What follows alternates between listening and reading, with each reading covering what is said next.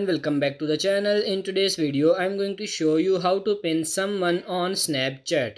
For this, first of all, just open the Snapchat application in your mobile, then simply chat icon in the bottom, and now let's say you want to pin this conversation here. You just have to tap and hold on it, and as you can see there is first option, pin Huzaifa C as your number one BFF. So you can just tap on it and then it will be pinned here on the chat section. But if you don't see the option to pin chat here, you just have to tap on the profile picture in the top left corner. Then simply tap on this gear icon in the top right corner. Scroll down all the way to the bottom until you see this support section. Just tap on this I need help. Tap on this search bar and simply search for this pin, and you can see this how to pin a conversation on chat screen on Snapchat. Tap on it and now just read the paragraph carefully and go back. Now click on this chat icon again and select and hold on this pin. Go for this chat and notification settings